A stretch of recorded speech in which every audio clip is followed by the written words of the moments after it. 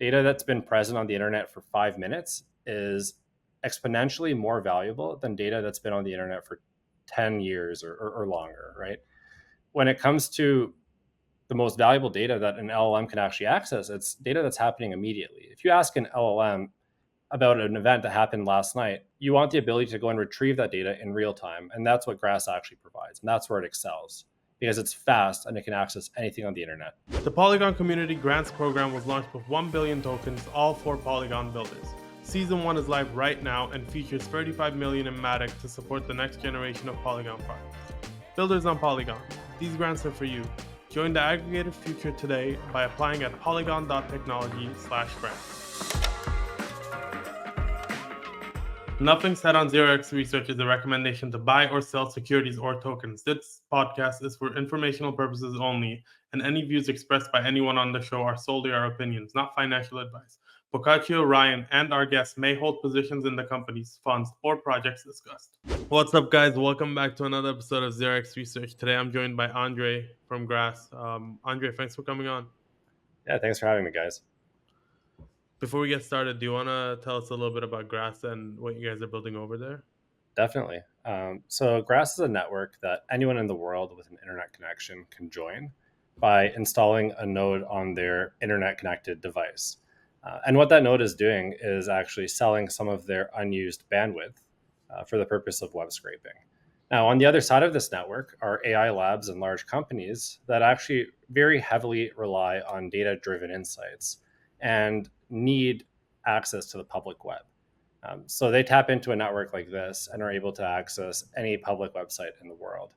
And this is actually a practice that has been going on for 20 or 30 years, where companies are tapping into residential internet connections in order to scrape the public web. But to date, they haven't actually been compensating users for doing this. So that's a big reason for why we're working on what we're working on. Perfect. I kind of want to understand why you guys decided on building Grass. So you mentioned there that this has been happening for 20 or 30 years, but people just weren't they weren't seeing the benefits of it. Are there any other problems that you guys wanted to solve? Absolutely. I mean, like I mentioned, we started working on this because we just hated the fact that so many people were essentially being robbed by these middleware solutions providers who are then selling people's resources to very large companies. And this industry has grown to a point where it's now essential for any company that wants to compete in the modern world because they do need access to public web data. And what we found extremely unfair was that the average person who's actually helping supply this network is not taking part in the upside of the growth of that industry. So we started working on that just because we found it incredibly unfair. And we figured, well, if this is already happening to all of us when we download a free screensaver or a free VPN, we might as well take back a little bit of control and have the ability to opt into networks like these. Of course, as we started working on this, ChatGPT came out and the landscape of demand for data shifted very dramatically. And the demand actually grew in orders of magnitude. And what we started realizing was, given the internet and the practices of Web 2 sort of tend to move in the path of least resistance, there's no reason why these types of broken incentive structures would just continue to compound. So what we started seeing was not just users being cut out of the equation by having their resources, like their CPU and their bandwidth, being abused by large companies. We started seeing, media and publishers and all kinds of other actors and like stakeholders really in this industry being robbed in different ways as well. So, since the day we started working on Grass till today, the scope of what we're trying to build and the problem that we're actually trying to solve has grown pretty proportionally with the growth of AI. So I'd say it's 100 or 1,000 times bigger than what we originally set out to do. That makes a lot of sense.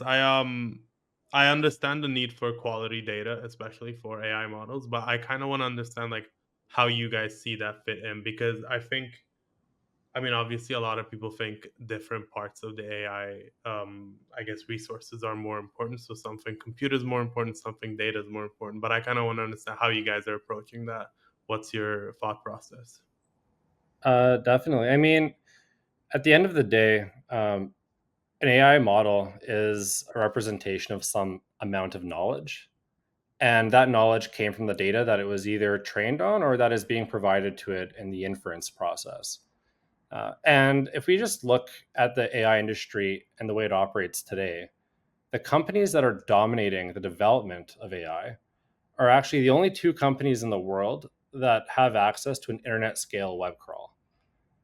And companies that are able to crawl the entire internet and actually leverage all of the data on the internet in real time effectively manage to build multi-trillion-dollar businesses with that as the foundation. So for us, it makes a lot of sense not just to focus on data, but to build the first ever user-owned internet scale web crawl. And that's something that we actually see Grass being capable of doing as it grows. So That makes sense. How does it? I guess like as a high overview, I download a Grass node, and Grass utilizes my unused bandwidth. But what? How does that work?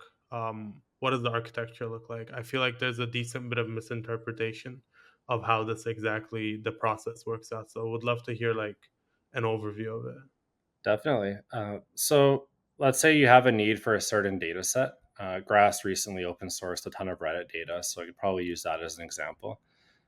You've got a validator that sends a set of instructions, which would look something like, hey, scrape every single subreddit on Reddit from the year 2024. Now, this is sent as a ton of web requests, which are then processed by routers. Now, the routers on the network, what their job is to actually receive those web requests and send them to nodes. And all the nodes on the network, that's what people are installing on their devices. Now, when you have 2 million nodes on a network like Grass, which is the size of the network today, what you're able to do is distribute 2 million web requests through all of these nodes in parallel and hit different pages of Reddit and download all of that data at once. And what you end up having is actually two key advantages by scraping this way. The first one is very obvious. It's parallelization, right? You can scrape all these websites in parallel. Uh, and the other one is a bit more nuanced, but it's probably the most important one. And it's the reason why companies have been opting to abuse people's resources and not just set up IP addresses in data centers. And the reason being, every IP address in the world is effectively KYC'd. You can see whether it's a residential IP address or whether it's a data center IP address. So from the perspective of a web server that doesn't want to be scraped for whatever reason, let's say they're gatekeeping some information or trying to hoard their user data. If they see data centers, they'll usually just block the data centers. And if they see residential traffic, they can't really differentiate that from real user traffic, which they're actually trying to attract. So in terms of this data that's being scraped, and like I understand you mentioned there were some misinterpretations. There are actually a number of users who they think that Grass deals with private data or like user data. It's quite the opposite. Grass can't see any user data. All the node is doing is literally using some of your bandwidth to scrape a publicly available website, much like Google does, right? When Google goes and crawls all these websites and shows you previews of them, that's kind of what Grass is doing, really, is just reading public websites. Yeah, that's why I wanted to bring it up because I saw a few of these comments over the past few weeks, and I knew that that wasn't necessarily the case. And you guys have decided to build out a sovereign data rollup. What were there other alternatives that you considered? How exactly does the rollup fit into the equation here? Definitely. So one of the major problems that we want to solve with Grass is actually the issue of data poisoning. If a web server has a ton of valuable information being hosted on it, um, they might have some level of incentive to actually go and poison a data set that's being scraped from that server. So if it sees, let's say, let's say it sees an IP address that's coming from a data center, they can go and change the data on their website and effectively honeypot a scraper and mess with AI data sets that way. Another way that people are poisoning data is actually retroactively. They're looking at data sets that have already been scraped and they're introducing some level of bias. The number one reason for this is probably going to be advertising, and it's already starting to happen. But some of the more dangerous ones are more political, right? Where a political party might want to introduce some amount of bias to a data set. Now, what you need to end up creating is some lineage between the data set and the source of the information. Now, just given the volume of traffic that passes through Grass, like I mentioned 2 million nodes earlier, in order to achieve like a true internet scale web crawl, like Grass will need 100 million nodes. If you can, and if you think about the number of web requests that have to go through all of these nodes on a constant basis, it's about 70 web requests per session. So 70 times 100 million nodes on the network every moment. There's not a single blockchain in the world that can actually handle that level of throughput in order to publish all the lineage that's necessary on chain. So what we're effectively doing with this piece of infrastructure is rolling up all the web requests, like hashes of the web requests, so that someone can go and explore and see the lineage on this rollup. And what gets posted to Solana is really just summary statistics. So how much bandwidth got used, and which nodes need to be compensated, and which routers need to be compensated as well. You mentioned data poisoning attacks as a reason to, like, it's partially why the Grass network exists. It's a great reason to use the Grass network. Could you help us understand kind of like like how common are these data poisoning attacks? How often does someone like building a foundation model run into these data problems? Yeah, it's a great question. Right now, AI is still very nascent, and it's hard to say. You don't have enough of a sample size to say the frequency of how much this is happening. But if you just look at the natural progression of data access, you can liken any LLM to a search engine. They effectively serve the same purpose. You enter a prompt and it returns some amount of information, then you can go and explore that information further. If you look at the way SEOs are being monetized today and have been for a very long time now, it's been through data poisoning. We just call it SEO. Now, if you think about how LLMs are going to be monetized in the future, it would be really silly to think that they'll do anything different. And as this constant pressure for a lot of these large companies to monetize further increases, there's no reason why they wouldn't do that. Now, the scary thing is when you're poisoning data in an LLM as opposed to a search engine, an LLM has a lot more influence than a search engine. In many cases, it can pass the Turing test. So if you think about something very convincing, telling you something that has been given some amount of human bias by some third party that wants you to think a certain way, whether from a consumer's perspective or from a voter's perspective or anything like that, it becomes a very scary world to live in. And just the fact that that incentive exists means it's very likely going to happen. And that's a reason, one of several reasons why Grass needs to exist if we want AI to be fair. Yeah, I'm thinking that's really interesting. I'm thinking about like who are your like most obvious like users? Like obviously if you want to train a foundation model, you might want to use Grass, but like what if you want to train a multimodal model? Or what if you wanted to do like some sort of RAG method over data? Like are all those potential customers for you guys? All of them are, yeah. Mhm. I mean, Grass is currently scraping some very large multimodal data sets. Some of them will be open sourced. Mhm. So modality isn't really a restriction. Any data that's present on the internet that is public and not behind some login wall or something like that is actually accessible by Grass. And in terms of where we see the network being monetized long term, I wouldn't actually say it's necessarily in training foundational models. In terms of foundational models, especially for text data, a lot of this data will become pretty commoditized. And that's why we were more than happy or that's why Grass was more than happy to open source over 600 million rows of Reddit data. That's data that companies out there are paying ridiculous amounts of money to access. Grass is fine with open sourcing that because where we actually see the real monetization happening is in live context retrieval. Um, Data, as we know, its value decays very, very quickly. Data that's been present on the internet for 5 minutes is exponentially more valuable than data that's been on the internet for 10 years or longer, right? So when it comes to the most valuable data that an LLM can actually access, it's data that's happening immediately. If you ask an LLM, about an event that happened last night, you want the ability to go and retrieve that data in real time. And that's what Grass actually provides. And that's where it excels, because it's fast and it can access anything on the internet.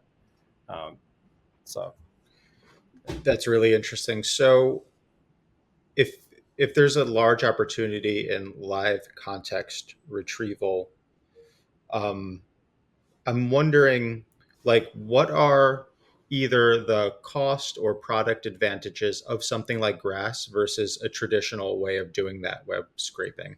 Like, is there a difference there? well, you end up consolidating, I guess, a couple of middleware providers, where whereas, like, if you wanted to build an LLM that does this, I mean, Google can do it right now because they own a knowledge graph of the whole internet. So they're already doing this in a sense. The issue with the way they're doing it is the fact that it's closed, and none of the people who've actually contributed to the internet are getting any level of ownership in this or any level of compensation in this, or say in how it's being developed even. So I guess there's a huge ethical and like moral reason for why Grass should be building this and why this should exist on the Grass network. But in terms of cost and ability, anyone other than Google that wants to build something like this is going to have to pay for a third-party knowledge graph, is going to have to pay for some SERP API of some sort, and is going to have to pay for hosting. If Grass is capable of doing all of this and effectively doing what Bing and Google are doing, then you end up having exactly the same cost advantages that those two huge companies have. Hey guys, Permissionless, the event for crypto natives, is heading west to Salt Lake City, and we're bringing the biggest names in crypto together for an incredible can't miss event.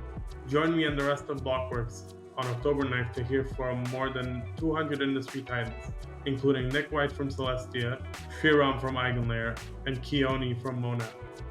The conversations at Permissionless will be covering the hottest themes in crypto, including modularity, restaking, the Bitcoin and Solana ecosystems, AI and crypto, rollups, L2s, institutional adoption, and of course the November election that will be right around the corner. We couldn't be more excited about this event, and it's happening in one of the most beautiful places in the US. Ticket prices will be increasing towards the end of June, so get your ticket today. Make sure to use the code so I get some credit and bragging rights from the rest of the team. Use 0x10 for 10% off on your ticket. One more thing. We're also hosting the Permissionless III Hackathon in collaboration with BiddleBox. The theme this year is a multi-chain future, to build a better cross-chain experience so I don't have to have a heart attack every time I bridge to a new chain. All hackathon participants will receive a free ticket to attend Permissionless. So if you're a developer, come join us in Salt Lake City, team up with fellow devs, and build the multi-chain future. Polygon Labs is developing the next generation of open source ZK tech to aggregate crypto liquidity and user bases, empowering developers to grow in a unified web of interoperable chains with the AggLayer. The AggLayer is a machine for network effects. Don't worry about bootstrapping liquidity, just build anywhere in the AggLayer to tap the liquidity and users everywhere. To support the aggregated future and bootstrap quality projects, the Polygon Community Grants Program was launched with 1 billion tokens, all for Polygon builders. Season 1 of the Community Grants Program is live right now and features 35 million in Matic to support the next generation of Polygon projects. For builders on Polygon or projects interested in migrating, these grants are for you. Join the aggregated future and feel empowered to grow in an infinite web of unified, interoperable chains. Apply today at polygon.technology/grants. I want to take a step back and kind of outline what live context retrieval is and how it would work in practice, because I feel like that would be something that's interesting for the listeners. Sweet. Yeah. The way it works really is if someone asks a question or sends a prompt to an LLM, and that LLM hasn't been trained on data that is recent enough to answer that prompt, or doesn't have enough context or whatever it might be. What the LLM is capable of doing, if it's hooked up to Grass, is to go and access that information directly from the internet, add it to the prompt. And from the user's perspective, like, they're not really seeing that happen. This is all happening in about 500 milliseconds. But you send a prompt to the LLM. All this context, so like let's say 10 or 100 news websites get added to this prompt with a huge context window. And then the LLM can go and then it has the information that it needs to actually give you some response with that level of insight that's required.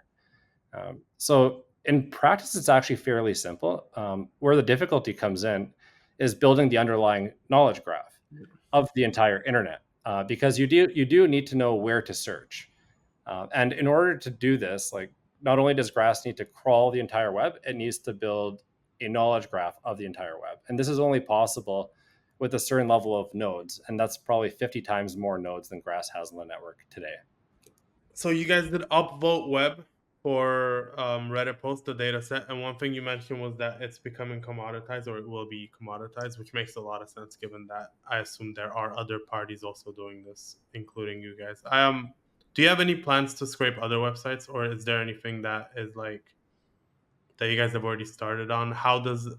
Basically what I'm trying to understand is Reddit's obviously very valuable. Twitter, I assume, also, and publishing websites. How do you decide on what to make public?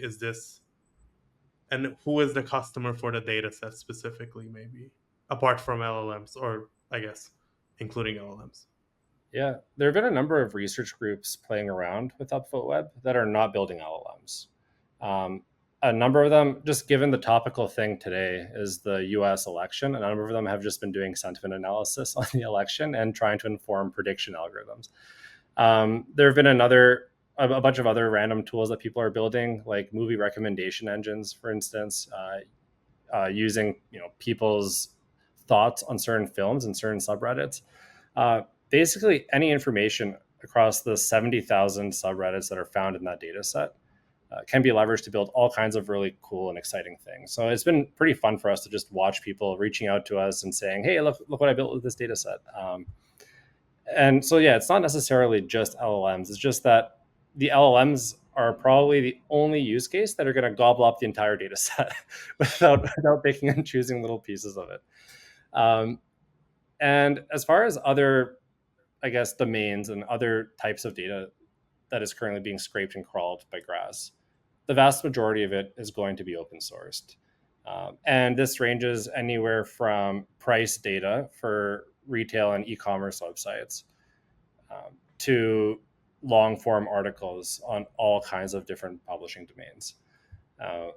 So, and I mentioned earlier multimodal data as well. There are tons of videos and like audio clips that are found all over the internet. And at the moment, like, these are things that are actually very difficult to find with existing solutions such as Common Crawl.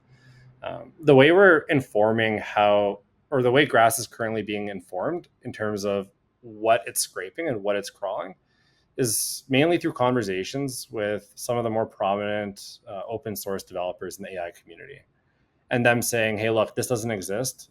This is sort of being kept by a small number of companies. And this is the type of thing that would bring us one step closer to being able to compete with some of the best closed source models. And that's how things are being prioritized currently. Longer term, the idea is to just crawl the entire web.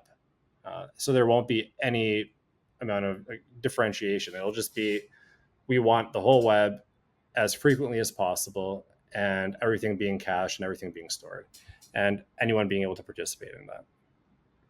I'm curious about regulations. I think of like the increasingly active regulators in the EU. I think about the right to be forgotten. There's the controversy over OpenAI using YouTube, using that data set.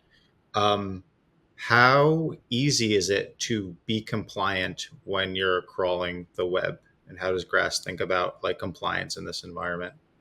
Definitely. I mean, compliance is actually surprisingly straightforward when it comes to crawling the web. There are, as I mentioned, there are two huge search engines that have been doing this for a very long time and have laid out effectively the pathway to being compliant. What we find actually as a bigger issue is the fact that incentives aren't properly aligned. So, sure, people are allowed to go and crawl basically anything on the public web because it's on the public web. Otherwise, search engines wouldn't be able to work. Where we see the issue being is the people who are publishing some of that content aren't getting to take part in any of the upside of posting that content to the internet in the first place. And that's one of the future things that we're looking at in terms of building a fair knowledge graph, is making sure that anyone that's not just contributing to scraping the web, but also supplying the information that's going to the web can also take part in something like this. I know you guys have an RLHF or a data labeling program. Could you touch on that? Yeah. So Grass has quite a bit of distribution, especially for a crypto project. I actually think in terms of real users at this point in time, it's one of the largest crypto projects in the world. And given that distribution, and given the fact that it's actually a pretty passive network to participate in, and a lot of these users in our community are actually quite active on a day-to-day basis, we realized they want a more active way to participate other than just downloading a node and referring their friends. So we figured, well, data actually benefits quite a bit from human feedback. We may as well add a section to their dashboards where they can go and label or tag data sets or responses from prompts. I guess one thing I'll mention on that topic, though, is that we've always seen human reinforcement or human feedback for reinforcement learning in data being something that's going to be saturated very quickly as an industry. Almost every company like that has lots of distribution is starting to like dip into this, just because there's been a sudden increase in demand for it. Where we see it going longer term is probably a similar direction as online surveys have, where in the late 90s and early 2000s there was a ton of valuable, or I guess there's a ton of opportunity to drive a lot of value from people completing these surveys. And that became extremely saturated as the number of companies doing it increased. So for the Grass network, it's something that we see as beneficial, but long term, probably not going to be the focus of what we're doing. Gotcha. I'm curious. I know that different types of devices can join the network, right? Like from like a technical perspective, is one device better for scraping or crawling than another device? I'm thinking mobile versus desktop. Yeah, mobile devices tend to be better. Yeah, and the main reason for that, or there's two reasons. The first one is the mobile device fingerprint generally is a lot more likely to be a human. And the second one is the IP address. So IPv4, which is the IP addressing protocol that the internet was kind of created on, uh, was exhausted over 10 years ago. We ran out of IP addresses. And now there are a lot more devices in the world than there are IPs. So when IP addresses are being assigned to mobile devices, you're in a certain area, in a certain city, a lot of IPs or a lot of phones are going to share the same IPv4 address, which corresponds to a cell tower that they're all connecting to. Now, if someone wants to block an IPv4 address that corresponds to that cell tower, they're going to be blocking all the users in that geography, and that becomes quite difficult. And there are also a lot of other random things too. So like bot detection. When you're on a computer, it's really easy to detect a bot by tracking the mouse movements. But on a phone, people tapping on the phone is actually very similar to the way a bot operates. It's very hard to differentiate. All you have to do is add like random time spacing, I guess, between each of those taps. Whereas when you're moving a mouse, it's like people can detect that with over 99% accuracy right now. So That's really interesting. So, and what are the core reasons why you would want to block bots? Like, I would think that a lot of websites would want to welcome them, just like as distribution and for hits. But like, why do these websites want to block bots to begin with? yeah, it's a pretty interesting phenomenon where it started out in e-commerce because the e-commerce companies were the first ones to start scraping each other at scale. The reason they had to do that was because they wanted to make sure that on price aggregators, so whether it's like Google's price aggregation or some travel website or whatever it might be, they wanted to make sure they have the lowest price. So they'll scrape their competitors' entire inventory and make sure that in each geography, their prices are lower than their competitors. And as I mentioned earlier, they're using your internet bandwidth to do that because you installed some screensaver that they own. Anyway, this has been happening in e-commerce for a very long time, and very recently it started happening in the rest of the internet. Reason being, as to your point, 5 years ago, most websites that are hosting any language content, they want to be scraped because, well, most of the time they're being scraped or crawled or indexed by an engine, so it increases their visibility. Or they just like the vanity metric of having more views on their website, so they don't mind it. Something really interesting happened in the last 3 to 4 years where language data suddenly became incredibly valuable. So they said, okay, how have people prevented this previously? And they looked to e-commerce and started adopting the same sorts of tactics. And the funny thing is, it's almost one for one with the way they operate. Like a lot of these platforms are now scraping each other because they can scrape another platform's content, run it through an LLM, and then create their own content in case they missed a story or something like that. So we're starting to see a lot of the patterns from industries where you have like a much shorter path into like gratification, like where you have like more instant gratification, such as e-commerce. They're starting to repeat themselves in like the rest of the internet, but at a much larger scale. So yeah, most of the time, anytime a website finds out that the value on their website or the data on their website has some value in itself, they're going to try to gatekeep it. I was just gonna ask about if you have, and I guess not internal, but maybe like a way to score nodes. So like, would a grass node that I run if I'm based out in Europe be worth less than a grass node that Ryan runs if he's based out in the US? Does it matter if or no? So geography is pretty important. The biggest reason for its importance is actually latency. So if there are a lot of web servers being hosted in the US, and many are, then a node in Europe is going to just be physically further away, and it'll take longer to route traffic through that node in Europe. So for a scraping or crawling job that is focusing on websites being hosted in the US nodes are going to be a lot more valuable. Now, beyond that, websites are also going to display different information based on your location. So there are cases where you want to scrape the same website, but from a lot of different locations. In that case, they'd probably have equal value. So it's very dependent on what's being done in general. I'm wondering about just to kind of like go more high level here. There's a lot going on in crypto AI. This is a not grass specific question, but there's a lot going on in crypto AI. There's a lot of narratives. It's hard to really to get a good grasp on it, I'd say, because there are a lot of moving parts. From where you sit in the industry, what are you most excited about at that intersection? We obviously know, like, one thing you're obviously excited about is grass, but like, what are some other subsectors that you find interesting?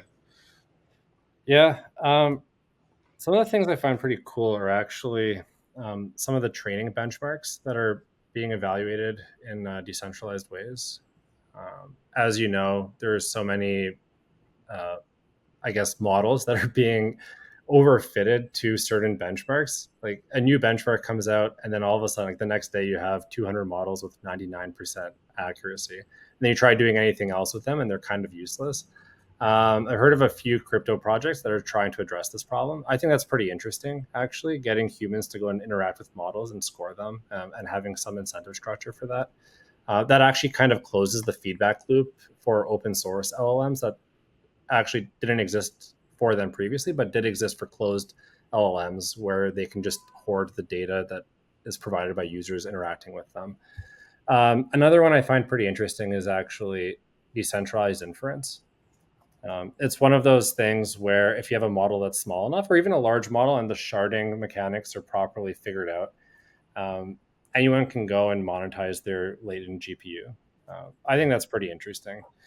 One thing about crypto AI, though, that I see a lot of people talking about it as this stack. So like you need this entire decentralized stack from like start to finish. In many cases, I actually find that a little bit over the top. So you don't always need to decentralize everything. And in many cases, especially in AI, by distributing a system, you're actually making it less performant. And one pattern I've noticed has been if you're decentralizing something and your target audience is, developers, but the reason you're decentralizing is just for the sake of decentralizing, there's a good chance it'll be very difficult to find PMF. So where I think the focus of decentralization in AI should really be, or where it should live, is on user-focused products, because at the end of the day, AI has been built on top of the internet, and the internet wouldn't exist without the billions of users contributing to it from day-to-day on a day-to-day basis. So from our perspective, like that should be the core focus of decentralizing things in AI if they're going to be decentralized. That makes sense. I know you just kind of said we don't need to decentralize all parts of the AI stack, but this is something that I was wondering beforehand as well, so I'm still going to ask it. We have a lot of AI projects, decentralized AI projects. I want to understand how, like, because you are, I would say Grass is in its own sector where we have a lot of other types of AI projects, decentralized AI projects, versus Grass is doing something quite unique and taking a different approach. I want to understand how, is there like BD through that? Do you interact with other decentralized AI projects and say, hey, like we can provide data? How does that work? Or is it just open source? Or is there, I guess, like more partnerships? Not in the way of partnership, but more collaboration wise, is what I'm trying to say. Absolutely. So at the end of the day, whether you're a decentralized project or not, if you need web data, Grass is able to provide it. So if there's a decentralized compute protocol out there, which for whatever reason, let's say they're decentralizing inference and they want to add live context retrieval to their offering. So if people are hosting models on their residential devices and they want to add the ability for that model to go and query things on the web, they could plug into Grass the same way that a non-decentralized version would be able to. So the way we see it is we don't really see the need to differentiate between them in terms of who Grass is partnering with. As long as they're looking to accelerate the development of AI, we're always more than happy to work with them. That makes sense. I want to bring it back to Grass and away from this broad AI discussion. Mm-hmm. You mentioned decentralized knowledge graphs. I want to understand if that's something you're specifically working towards, or if this is something that is just happening as you guys build out data and crawl the internet. Yeah, I would say both, really.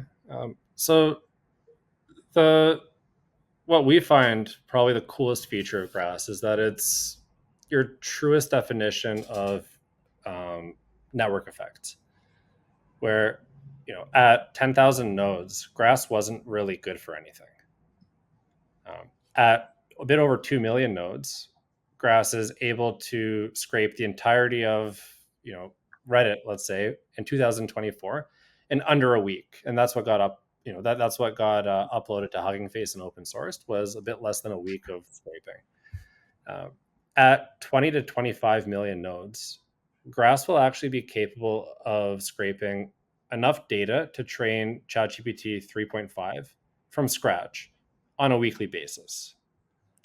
And as I mentioned earlier, at 100 million nodes, Grass will actually have the infrastructure necessary to build an internet scale web crawl.